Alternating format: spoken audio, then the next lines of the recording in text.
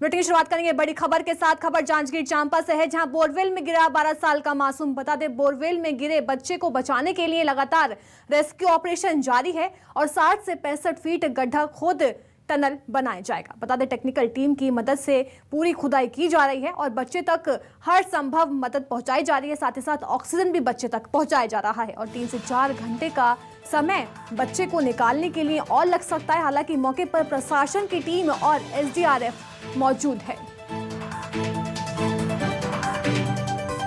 ये बड़ी जानकारी है जांजगीर चांपा से, जहां बोरवेल में 12 साल का मासूम गिर गया, जिसका लगातार रेस्क्यू ऑपरेशन जारी है। बताते 60 से 65 फीट गड्ढा खोद टनल बनाया जाएगा। टेक्निकल टीम की मदद से खुदाई की जा रही है और बच्चे तक ऑक्सीजन पहुंचाई जा रही है। हर संभव जो बच्चे की मदद है वो की जा रही है और बता दें 3 से 4 घंटे का समय और लग सकता है। हालांकि मौके पर प्रशासन की टीम और एसडीआरएफ मौजूद है। बोरवेल में गिरे बच्चे को बचाने के लिए रेस्क्यू ऑपरेशन लगातार जारी है। बता दें 60 से 65 फीट खुदाई की जाएगी और टेक्निकल टीम के जरिए खुदाई की जा रही है, जिसके चलते बच्चे को बाहर निकाला जाएगा। और बता दें 3 से 4 घंटे का अभी समय और लग सकता है। उसके बाद बता दें कि बच्चे को हर तरह की मदद की जा रही है। ऑक्सीजन बच्चे को दिया जा रहा है, खाने पीने की सामग्री भी बच्चे तक पहुंच रही है। हालांकि वहां पे प्रशासन और एसडीआरएफ की टीम लगातार मौजूद है। देखिए तस्वीरें किस तरह से वहां पे प्रशासन और एसडीआरएफ की टीम मौजूद है। लगातार रेस्क्यू ऑपरेशन बच्चे का किया जा रहा है। देखिए टनल खोदी जा रही है, जिसके जरिए बच्चे को बाहर निकाला जाएगा। हालांकि बताया जा रहा है कि 3 से 4 घंटे अभी लग सकते हैं, जिसके बाद बच्चे को बाहर निकाला जाएगा। पूरी निगरानी की जा रही है कैमरे की मदद से और साथ ही साथ बच्चे को खाने पीने का सामान और ऑक्सीजन भी भेजा जा रहा है। ये टनल खोदने की तस्वीरें हैं, जिसके जरिए बच्चे को बाहर निकाला जाएगा। टेक्निकल टीम के जरिए खुदाई की जा रही है और बहुत सेफली बच्चे को बाहर निकाला जाए, इसकी भी पूरी कोशिश की जा रही है।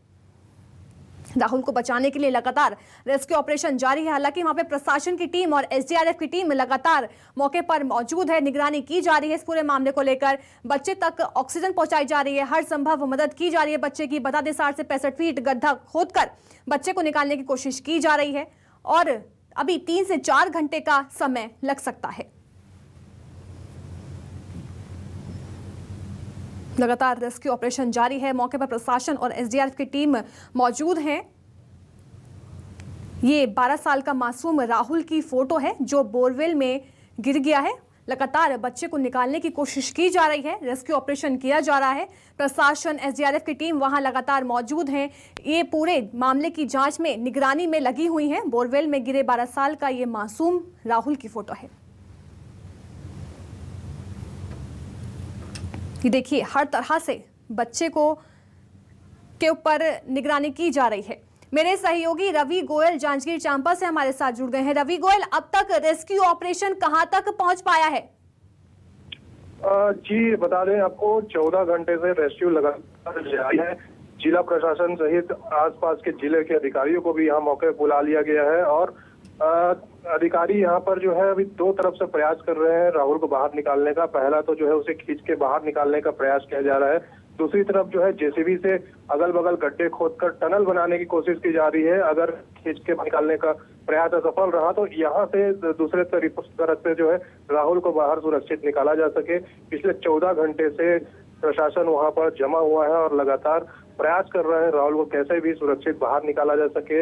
इसके अलावा कल रात को उसे बाहर खींच के निकालने की कोशिश की जा रही थी, लेकिन राहुल सो गया था, ऐसी जानकारी मिली, जिसके कारण वो उनका प्रयास असफल रहा था। जिसके बाद लगातार खुदाई जिला प्रशासन वहां पर करवा रहा है ताकि किसी भी तरीके से राहुल को बाहर निकाला जा सके। इसके अलावा स्वास्थ्य विभाग जी बिल्कुल, लगातार रेस्क्यू ऑपरेशन जारी है। हालांकि मौके पर प्रशासन और एसडीआरएफ की टीम मौजूद है। बहुत बहुत शुक्रिया रवि, हमें तमाम जानकारी देने के लिए।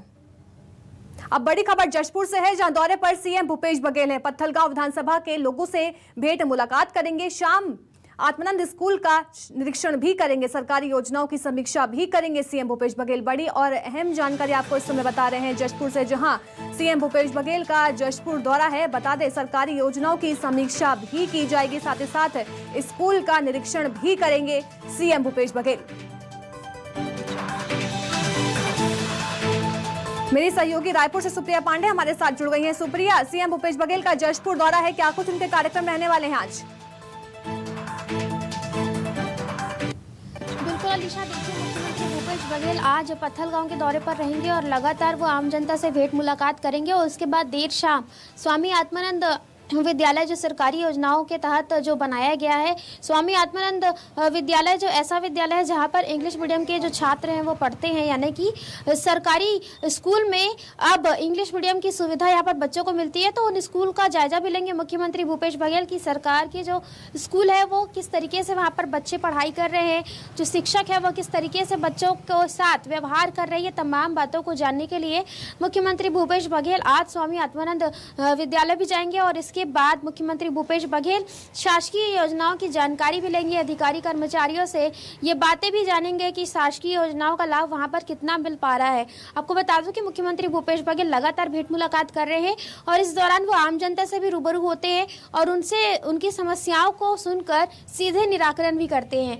हमने देखा हुआ है कि बीते दिनों मुख्यमंत्री भूपेश बघेल जैसे ही दौरे पर रहते हैं, आम जनता भी तमाम समस्याएं अपनी सुनाती है और जो आम जनताओं की समस्याओं का तत्काल निराकरण भी मुख्यमंत्री के द्वारा किया जाता है। अधिकारियों को वो निर्देश देते हैं कि जो आम जनता है जो शिकायत कर रही है उनकी जो शिकायत पर ध्यान दिया जाए और उनके जो समस्याओं का समाधान तत्काल प्रभाव से किया जाए। तो यहाँ पर लगातार मुख्यमंत्री भूपेश बघेल दौरे पर रह रहे हैं और अभी पत्थलगांव के दौरे पर सीएम बघेल की भेंट मुलाकात लगातार जारी है। बहुत बहुत शुक्रिया सुप्रिया में तमाम जानकारी देने के लिए। छत्तीसगढ़ में खाद की कमी है, इसे लेकर भारतीय जनता पार्टी और कांग्रेस एक दूसरे पर निशाना साध रही हैं। कांग्रेस का आरोप है कि केंद्र छत्तीसगढ़ के साथ दोहरा रवैया अपना रही है, तो दूसरी तरफ भाजपा ने कांग्रेस को इस स्थिति के लिए जिम्मेदार ठहराया है। कांग्रेस के संचार विभाग के प्रमुख सुशील आनंद शुक्ला ने कहा कि ये लगातार दूसरा साल है जब लगातार भेदभाव किया जा रहा है और केंद्र की सरकार जानबूझकर छत्तीसगढ़ के किसानों को परेशान कर रही है। नेता प्रतिपक्ष धर्मलाल कौशिक ने कहा कि लगातार हम देख रहे हैं कि गर्मी और खरीफ में खाद की कमी रही, फिर से कमी आने की संभावना है, ब्लैक मार्केटिंग हो रही है। छत्तीसगढ़ में जब से कांग्रेस की सरकार आई है तब से खाद की कमी शुरू हो गई है। लगातार हम देख रहे हैं कि गर्मी के समय में भी यूरिया की कमी आई, खरीफ के समय में भी कमी आई, इस बार भी आने की संभावना है और साथ ही ब्लैक मार्केटिंग को रोक पाने में सरकार असफल है। 265 रुपए के यूरिया 600-700 रुपए में किसान खरीदने को मजबूर है। केंद्र के ऊपर आरोप लगाना कि खाद की कमी, तो जो खाद मिली है उसका आवंटन बराबर क्यों नहीं कर रही है, उसमें किसानों के साथ में पक्षपात क्यों हो रही है। लगातार दूसरी साल केंद्र सरकार छत्तीसगढ़ के साथ भेदभाव करता है। पिछले वर्ष भी राज्य सरकार के द्वारा मांगे गए उर्वरक के कोटे में केंद्र सरकार ने कटौती किया था और हमारी मांग का मात्र 42% ही आपूर्ति किया था।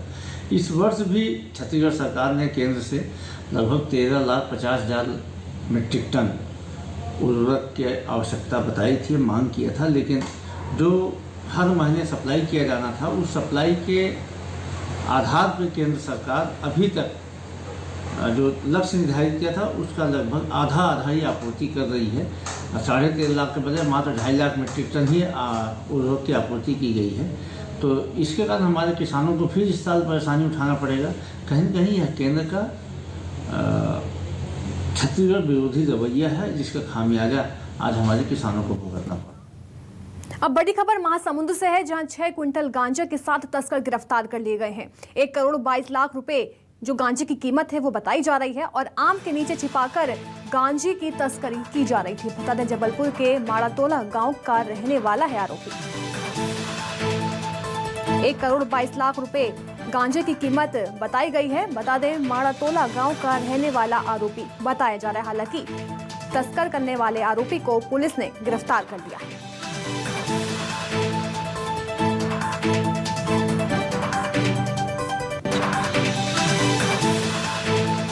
महासमुंद में 6 क्विंटल गांजा के साथ तस्कर गिरफ्तार हो गया है। पुलिस की बड़ी कार्रवाई देखने को मिली है।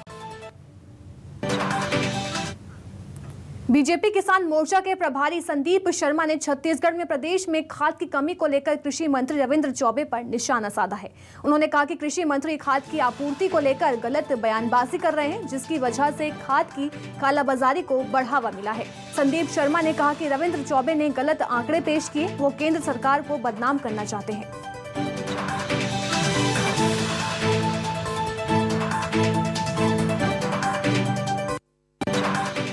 कृषि मंत्री जी का केवल एक काम है, रोज आओ टेलीविजन में और एक गलत आंकड़ा परोस करके चले जाओ। उनके इस तरह से गलत आंकड़ा पेश करने से राज्य में किसानों के बीच एक पैनिक फैलती है और व्यापारियों को कालाबाजारी करने का अवसर मिलता है। मुझे लगता है ऐसा करके वो कालाबाजारी को बढ़ावा देना चाहते हैं और कहीं न कहीं किसानों से वसूली का कोई चक्र चल रहा है। किसानों से जो गोबर खरीदी में घोटाला इन्होंने किया है, उस घोटाले की आपूर्ति के लिए ये जो एक फर्जी खाद बेच रहे हैं, उसे भी किसानों को जबरन बेचने के लिए ऐसा कुचक्र फैलाते हैं। केंद्र सरकार को बदनाम करने का एक षड्यंत्र रचना इस सरकार का काम है। एक दिवसीय दौरे पर बालोद पहुंची महिला एवं बाल विकास मंत्री अनिला भेड़िया ने जिले के एकमात्र निःशक्त पुनर्वास केंद्र का शुभारंभ किया। इसके अलावा उन्होंने दिव्यांग जनों को बैटरी चालित ट्राईसाइकिल और दिव्यांग दंपत्ति को दिव्यांग विवाह प्रोत्साहन राशि भी वितरित की है। कार्यक्रम में मंत्री के साथ क्षेत्रीय विधायक संगीता सिन्हा और प्रशासनिक अधिकारी मौजूद रहे। अनिला भेड़िया ने कहा कि ये बालोद जिले के लिए गर्व की बात है कि प्रदेश में 4 से 5 निःशक्त पुनर्वास केंद्र में अब बालोद जिला भी शामिल हो गया है। आज हम लोगों ने इस तरह का सेंटर का आज उद्घाटन किए हैं और दूर दूर से ग्रामीण स्तर के हमारे हितग्राही कभी कभी हमको या तो सीधा रायपुर जाना पड़ता है इलाज के लिए, तो यहीं पे उनका अंग जो भी अंग है, चाहे पैर है, हाथ है या और कभी कभी कान की भी परेशानी है, ज़्यादातर इस तरह के मरीज़ ज़्यादा आते हैं, तो इन लोगों के लिए यहीं पे इनका इलाज करेंगे। खबर बलौदा बाजार से है, जहां मृत शिक्षकों के परिवार के सदस्य आज भी अनुकंपा नियुक्ति के लिए दर दर की ठोकरें खाने को मजबूर हैं। सीएम के आदेश के बावजूद भी मृत शिक्षकों के आश्रितों को अनुकंपा नियुक्ति नहीं मिल पा रही है। जिले में करीब 40 से 50 ऐसे परिवार हैं जिन्हें शासन की अनुकंपा नियुक्ति का इंतजार है। इन परिवारों की आर्थिक हालत बेहद खराब है। कुछ ऐसी ही समस्या का सामना कर रही स्वीकृता जाटवर, जिनके शिक्षक पति अशोक जाटवर की मौत साल 2018 में हो गई थी, जिसके बाद से स्वीकृता अनुकंपा नियुक्ति पाने के लिए अधिकारियों के दफ्तर में चक्कर काट रही हैं, लेकिन उनकी फरियाद सुनने वाला कोई नहीं। प्रशासनिक अधिकारियों की मामले में सिर्फ खानापूर्ति करते हुए नजर आ रहे हैं।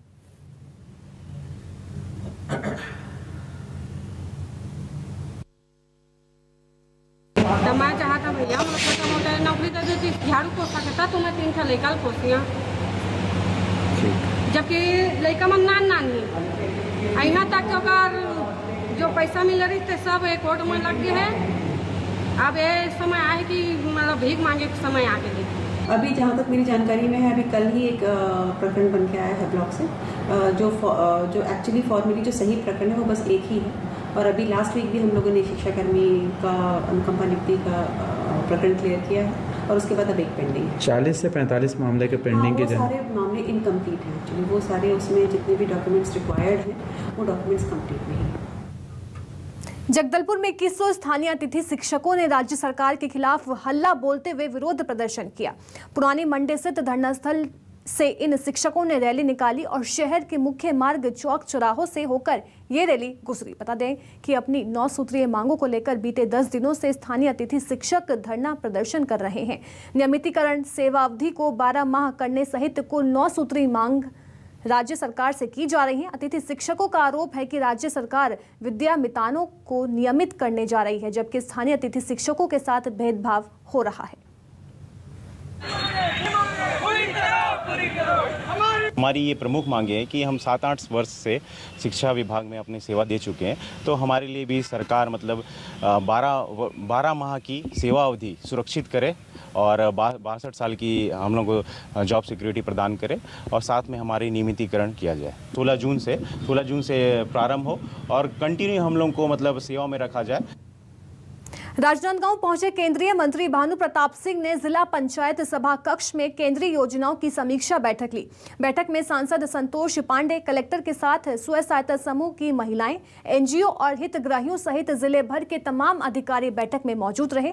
केंद्रीय मंत्री ने समीक्षा बैठक के दौरान केंद्र की मोदी सरकार की ओर से प्रदेश में संचालित जल जीवन मिशन सहित तमाम योजनाओं की जानकारी ली और इस दौरान केंद्रीय मंत्री ने साफ तौर पर कहा कि केंद्र सरकार की ओर से संचालित योजनाओं का मकसद है जनता की खुशहाली। केंद्र की योजनाओं का लाभ जनता को मिलना चाहिए और केंद्रीय मंत्री ने कहा कि समीक्षा बैठक में केंद्र की ओर से संचालित योजनाओं के कामों की जानकारी ली गई। भारतीय जनता पार्टी के नेता आदरणीय राष्ट्रीय अध्यक्ष नड्डा जी के निर्देश पर हम लोगों को मिला है कि हम लोग प्रदेश में अन्य प्रदेशों में दौरा करें और देखें। उसी हिसाब से देश के यशस्वी प्रधानमंत्री जी ने मुझे यहाँ आने का निर्देश दिया था और विशेष रूप से यहाँ जो केंद्र की योजनाएं हैं उन योजना का धरातल पर कितना क्रियान्वयन हो रहा है उसकी समीक्षा के लिए एक बैठक यहाँ बुलाई गई थी। अब खबर कवर्धा से है, जहां वन विभाग की योजना के तहत की जा रही तालाब की खुदाई में जेसीबी के इस्तेमाल से भड़के ग्रामीणों ने बीट गार्ड को बंधक बना लिया और जेसीबी को कब्जे में ले लिया। बंधक बनाए जाने की जानकारी मिलते ही मौके पर पुलिस ने कड़ी मशक्कत के बाद ग्रामीणों को समझा बुझाकर गार्ड को मुक्त कराया, लेकिन जेसीबी अभी भी ग्रामीण के कब्जे में है। ग्रामीण मशीन से खुदाई के बजाय उन्हें काम दिए जाने की मांग कर रहे हैं। पूरा मामला कबीरधाम जिले के बोरला ब्लॉक के ग्राम घोगा का है। दरअसल ग्राम पंचायत के अंतर्गत आने वाले खैरबना बीट में वन विभाग योजना के तहत 8 लाख रुपए की लागत से तालाब बन रहा है और वन विभाग जेसीबी के तालाब की खुदाई करा रहा है। ग्रामीणों का आरोप है कि 2 महीने पहले तालाब खुदाई का काम वो खुद कर रहे थे, जिसके बाद वन विभाग ने लाखों का नुकसान होने का हवाला देकर काम बंद करा दिया था। 2 महीने बाद वन विभाग तालाब की खुदाई जेसीबी से कराने लगा, जिससे ग्रामीणों में खासी नाराजगी देखी जा रही है। लाली दुबिल हमन हर रखे के प्रयास कर रहे हैं, लेकिन वो भाग्यस काबर हमन एक मजदूर आदमियन हमन कोई ज़बरदस्ती न कोई हम पकड़ सकन न कोई हम मारपीट हम कर नहीं सकन। हाँ, एक हर वजह से हम कहें कि भैया ते काम ला टोटल बंद कर, हम तोला तकलीफ तोला परेशानी हम दे नहीं सकें। अगर जाना चाहता तो जा सकता, लेकिन हम गरीब मन के हक ला मत मार। मैं जेसीबी चलाता हूँ सर। अच्छा, कितने बजे घटना है ये? सर 9:30 बजे करीब का घटना है। इन लोग आए एकदम से दन मोटरसाइकिल से बंद करे। आपकी जेसीबी चल रही थी उस समय? जी, मतलब बंद करने वाला था सर मैं खाना खाने के लिए, और उसी समय आए इन लोग और मारपीट किए और फिर मैं इनसे जान छुटा के अपने जंगल में छुप गया सर। फिर अपने सेठ को लगाया फ़ोन, तब फिर 112 नंबर को भी लगाया, फिर आए सर हम लोग। मॉनसून से पहले बाढ़ से निपटने के लिए राज्य आपदा प्रबंधन बल और नगर सेना के 2 दर्जन से अधिक जवानों ने मॉक ड्रिल की। ये मॉक ड्रिल इंद्रावती नदी के महादेव घाट में की गई। इसमें रबर मोटर बोट के जरिए डूबते हुए लोगों को बचाने का अभ्यास भी किया गया। बचाव और राहत दल के जवानों ने डूबते हुए युवाओं को ट्यूब और दूसरे स्थानीय संसाधनों से निकाला।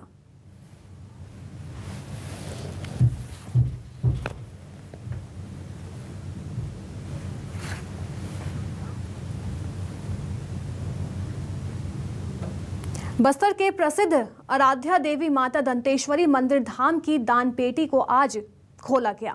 इस दान पेटी से करीब 7 लाख रुपए की धनराशि प्राप्त हुई। ये मंदिर हजारों भक्तों की आस्था का केंद्र है, जहां लोग दूर दूर से पूजा अर्चना के लिए आते हैं और मंदिर समिति और प्रशासनिक अधिकारियों की मौजूदगी में करीब 1 साल बाद जब इस मंदिर की दान पेटी को खोला गया तो भक्तों द्वारा भगवान को अर्पित किया गया 7 लाख रुपए का दान मिला। बता दें कि कोरोना महामारी की वजह से बीते 2 सालों में मंदिर की दान पेटी में मिलने वाले दान में कमी आई है। 2 साल पहले तक ये राशि करीब 10 लाख रुपए हुआ करती थी और दान की इस राशि को मंदिर समिति के बैंक खाते में जमा कर दिया गया है और इस राशि को मंदिर के विकास और गरीब कल्याण पर खर्च किया जाएगा।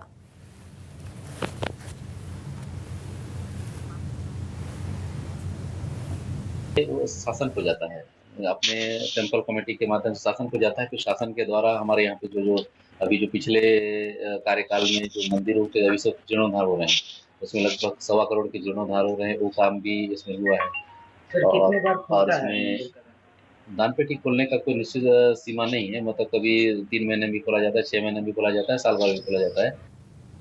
राजनांदगांव जिले के बुनियादी पुलिस प्रशिक्षण विद्यालय में 77वां पुलिस नव आरक्षकों का दीक्षांत समारोह का आयोजन किया गया, जिसमें देशभक्ति का जज्बा पाले प्रदेश भर के 396 नव आरक्षकों के अनुशासन और कर्तव्य निष्ठा की शपथ ली और इस मौके पर उत्कृष्ट कार्य करने वाले नव आरक्षकों का सम्मान पुलिस मुख्यालय के पुलिस महानिरीक्षक BN मीणा ने भेंट कर दिया गया। आज PTS राजनांदगांव से 396 पुलिस जवानों ने प्रशिक्षण प्राप्त किया। आज उनकी पासिंग आउट परेड थी और काफ़ी अच्छा परेड उनके द्वारा किया गया। इसके लिए मैं समस्त प्रशिक्षण के जो प्रशिक्षक हैं उनको बधाई देता हूं और उम्मीद करता हूँ कि ये सभी जवान जो देश सेवा के लिए, मानव सेवा के लिए जो उन्होंने कसम खाई है उसको पूर्ति करेंगे और लगातार अच्छा कार्य करेंगे। जांजगीर चांपा जिले में खनिज विभाग की उड़नदस्ता टीम की लगातार कार्रवाई से खनिज माफियाओं में हड़कंप मचा हुआ है। जांजगीर कलेक्टर के निर्देश पर खनिज विभाग ने उड़नदस्ता टीम गठित की है। खनिज विभाग की उड़नदस्ता टीम ने जिले के अलग अलग थाना क्षेत्रों में दबिश देकर रेत और मिट्टी का अवैध उत्खनन और परिवहन करते 4 हाईवा, 11 ट्रैक्टर सहित 15 वाहन को जब्त किया है। जब्त किए गए वाहनों को संबंधित थाना क्षेत्रों के सुपुर्द किया गया। खनिज विभाग द्वारा की जा रही कार्रवाई से खनिज माफियाओं में हड़कंप मचा हुआ है। सिरियन पामगढ़ थाना क्षेत्र में रात्रि के दौरान ये जो है गश्त रात्रि को किया गया। रात्रि के दौरान जो 9 वाहन जो है खनिज मिट्टी और मुरुम के अवैध उत्खनन परिवहन में लिप्त पाए गए और उनमें से 7 वाहन सिरियान थाना में और 2 वाहन को पामगढ़ थाना में पुलिस अधीक्षक रखा गया है। और इसी बीच नवागांव और देवरी क्षेत्र से खनिज रेत का जो अवैध परिवहन कर रहे 6 वाहन जो है उनको जब्त कर बलौदा थाने में सुपुर्द में रखा गया है। महासमुंद जिले के खल्लारी विधानसभा इलाके में ग्राम अमलीडीह के किसान के कृषि भूमि को राजस्व विभाग द्वारा रजिस्ट्री निरस्त करने के बावजूद फर्जी तरीके से अन्य व्यक्ति को बेचने के मामले में पुलिस ने अजय पिंचा को गिरफ्तार कर लिया है, जिसके बाद आरोपी को कोर्ट ने जेल भेज दिया। फर्जीवाड़े में पटवारी गांव के कोटवार सहित 5 लोग शामिल हैं। आपको बता दें कि महासमुंद के अजय ज्वेलर्स के संचालक अजय पिंचा के खल्लारी के गांव अमिलडी के किसान गाया सिंह निषाद ने 2008 में अपनी कृषि भूमि को गिरवी रखकर 40,000 रुपए कर्ज लिया था।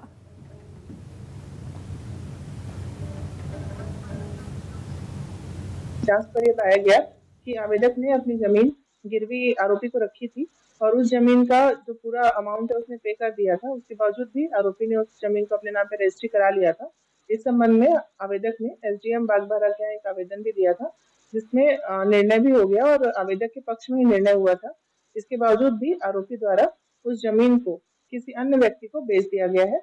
इसके बाद 5 जून को थाना खल्लारी में एक अपराध कायम किया गया है। आज आरोपी को गिरफ्तार किया। जशपुर के कुनकुरी वन परिक्षेत्र में हाथियों की निगरानी के लिए वन कर्मियों पर ग्रामीणों ने हमला कर दिया है। इस हमले में गाड़ी चला रहे वन कर्मी को गंभीर चोट आई है। दरअसल ये टीम ग्रामीणों को हाथियों की गतिविधियों की जानकारी देकर सतर्क करने के लिए निकली थी और इसी दौरान ग्रामीणों ने इस टीम पर हमला कर दिया।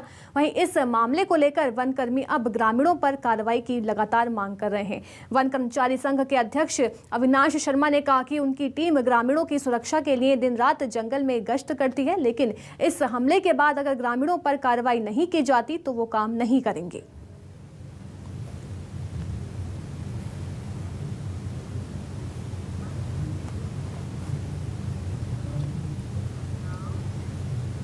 गर्मी की छुट्टियों में बच्चों की कलाकारी को उभारने के लिए कलेक्टर डोमन सिंह की पहल पर स्कूलों में समर कैंप का आयोजन किया गया, जहां बच्चे सुबह 8 से 10 बजे तक घर के वेस्ट पदार्थों से सजावटी सामान बनाना सीख रहे हैं और साथ ही पेंटिंग, एम्ब्रॉयडरी, मेहंदी लगाना भी साथ ही साथ सीख रहे हैं। इस समर कैंप में बच्चे काफी उत्साह से भाग लेकर अपने अंदर छिपी प्रतिभा को निखार रहे हैं। कलेक्टर डोमन सिंह ने बताया कि 1 जून से 15 जून तक समर कैंप का आयोजन स्कूलों में किया गया, जहां पर बच्चों को खेल और कला से चीजें बनाना सिखाया जा रहा है और इसमें शिक्षक भी अपना योगदान दे रहे हैं।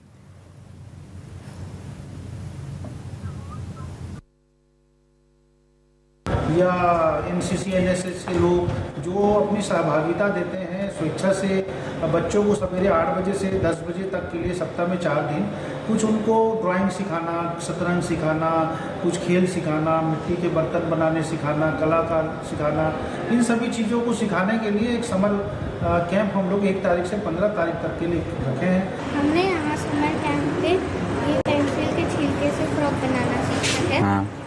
और ये बॉल कैसे बनाया आपने इसको? पेंसिल के छिलके से कैसे बनाया, क्या है बताओ उसमें? हम लोग पेंसिल के छिलके को छीले हैं और चिपका दी। फिर और ये बॉल। कैसा लग रहा है आपको यहाँ पे समर कैंप में? किस टाइप से आपको है? अच्छा लगा। क्या नाम आपका? कृति साहब। कौन से क्लास में हो अभी? छत्तीसगढ़ में हाथियों का आतंक थमने का नाम नहीं ले रहा। मरवाही वन मंडल में हाथियों के दल ने दस्तक दे दी है और हाथी ने 2 मजदूरों पर हमला भी कर दिया। हाथी के हमले में एक की मौत हो गई है और एक युवक घायल बताया जा रहा है। लोगों ने वन विभाग को सूचना भी दे दी है।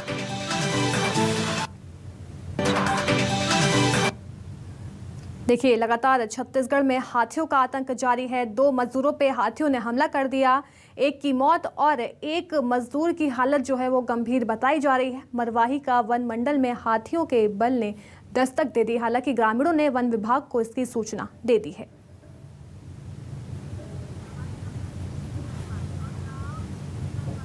चलिए, फिलहाल के लिए बस इतना ही। बने रहिए न्यूज़ 24 मध्य प्रदेश छत्तीसगढ़ के साथ।